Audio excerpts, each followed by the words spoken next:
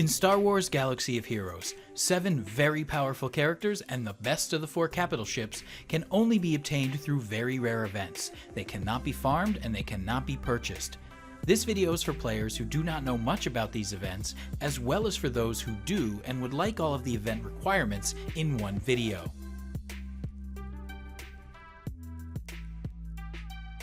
So these characters are organized into 2 different kinds of events. 5 characters and 1 ship have legendary events, and 2 characters have heroes' journeys. Now these events differ.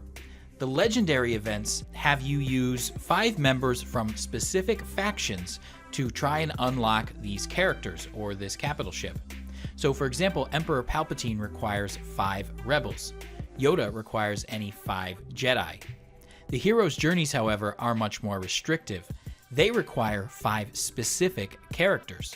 So Commander Luke requires Farm Boy Luke, Old Ben, Princess Leia, Stormtrooper Han, and R2, whereas Jedi Training Rey requires Scavenger Rey, Finn, BB-8, and the 2 veteran smugglers, Han and Chewie. In addition, the hero's journeys characters actually require 2 characters who have to first be obtained from legendary events. So Commander Luke requires R2-D2, and Jedi Training Rey requires BB-8. Another way in which these events differ is that you can unlock legendary characters and the ship at 5 stars. So if you have 5 rebels at 5 stars, you have a chance at unlocking 5-star Emperor Palpatine. You get 5 rebels up to 6 stars, you can get Emperor Palpatine potentially to 6 stars either in that event or in the next event. With the hero's journeys, however, you have to have all 5 of the specific characters you need to attempt to unlock them at 7 stars. And you only unlock Commander Luke and Jedi Training Rey once you have all of the shards necessary to unlock them at 7 stars. There's no getting a 5-star Commander Luke or a 6-star Rey. It's all 7 or nothing. I should note that a couple of the legendary events are a little bit more restrictive, so you have tons of options with Emperor Palpatine and with Yoda and with R2. But Thrawn requires 5 Phoenix Rebels, and there are only 6 of those, so you do pretty much have to get specific characters. And 2 out of the 5 ships you need to unlock Chimera are also specific. Those are the Phoenix crewed ships. And although you could use any 5 First Order characters to get BB-8, there are only several to begin with, so you'll still need the majority of them. But still, these events are not as restrictive as the hero's journeys. So you can expect to complete the legendary events a little sooner, a little more easily, and to obtain those characters and ships, at least at 5 stars, sooner than the hero's journeys, which are really very end game events. Now, when it comes to the legendary events, you may be wondering, well, which rebels or Jedi or Empire or First Order can I get and should I get?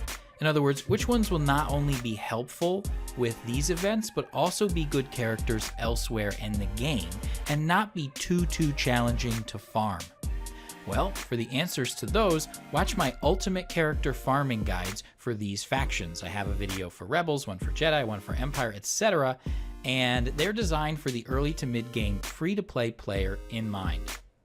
Now in the rest of this video, I'm going to go over 2 other things related to these events. Number 1, how good do these characters need to be?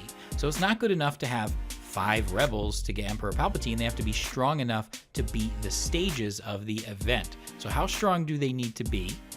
And number 2, when exactly will these events occur? So we'll start with how strong these characters need to be. I'm going to start with a character on the weak side of things. This is Hoth Rebel Soldier. He's a rebel and he's at 5 stars. That means you could use him on a team of other 5-star or above rebels to try and unlock 5-star Emperor Palpatine. Although, just between us, there are much better options. So let's look at the rest of the things that go into this character's strength and see how they are doing. We'll start with attacks and abilities. They're at level 6, which is pretty good to try and unlock 5-star Palpatine. He's at level 65, which is not bad, and he's at gear level 7, which is good for 5-star or 6-star event stages, but weak for 7-star event stages. He has 5 dot mods with 3 set bonuses, which is great, but the mods are not leveled up. And although you can't see it here, these particular ones don't provide any speed bonuses, which would make a major difference. So overall, this character is close to the bare minimum needed for a 5-star Palpatine unlock, but would need some improvement in multiple areas in addition to increasing his star level to be helpful at all in the 6-star and 7-star stages for that event.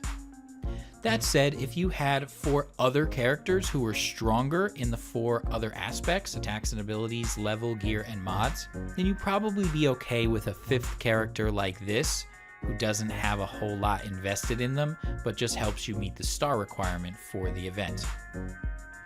Now let's look at a character who's primed to succeed in legendary events all the way up at 7 stars. Hera Syndulla is a rebel, and a Phoenix rebel at that, so she can be used to obtain Grand Admiral Thrawn as well as Emperor Palpatine. She's 7 stars, so she's eligible to get all of the shards to bring those characters to 7 stars. The rest of her loadout makes her more than ready to succeed. Most of her attacks and abilities are maxed out, with the exception of the one that requires a Zeta. Her level is maxed out at 85. She's at Gear 9, which is solid for legendary events through the 7-star stages. You don't need to get close to Gear level 12, and that applies to the hero's journeys as well. So this is the stat that can be the furthest from the maximum. She has 5-dot mods with multiple set synergies, and although you can't see it here, they also give her a sizable speed boost, which makes a huge difference.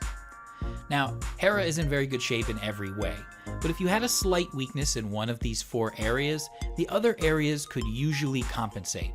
So for example, my Hera would be fine for getting 7-star Palpatine or Thrawn with a couple of her abilities at level 7 instead of the max of 8, or if she were level 80 instead of 85, or if she were at gear level 8 instead of 9, or with mods that were 4-dot or didn't provide quite as much of a speed boost.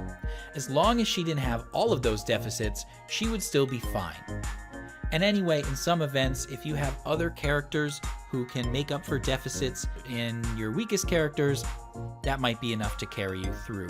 You don't need to have everybody survive to finish the events, although oftentimes you do want them all to be in pretty solid shape going into the last stage. This exact Hera you're looking at here, and a Phoenix team that was similarly strong, got me a 7-star Thrawn on the first try.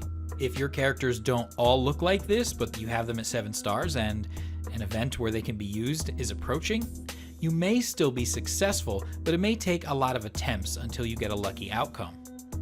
Fortunately, while the legendary events and heroes' journeys are open, you can try as many times as you want. There is no limit on or cost to your attempts. Okay, so how do we predict when these events are going to occur? So here's some data on the rarity of each hero's journey and legendary event to date. And I want to give a shout out to swgohevents.com.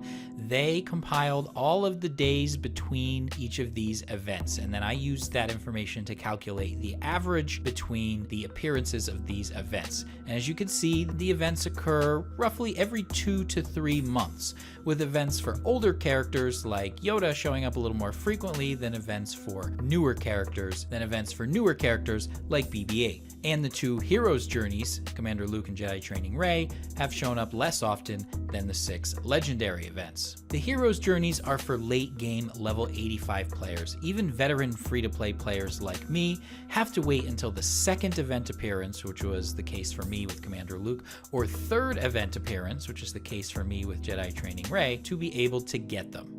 However, any player can start to see success in legendary events at the 5-star level by mid-game. So what you can do is you can go to swgohevents.com and you can see when the last time an event you're interested in ran. Let's say you're going for Emperor Palpatine, you're trying to gear up and level up your rebels and promote them to 5 stars. What you can do is say, okay, well, these events have been a few months apart recently, but about 71 days apart on average, so probably again 2 to 3 month window.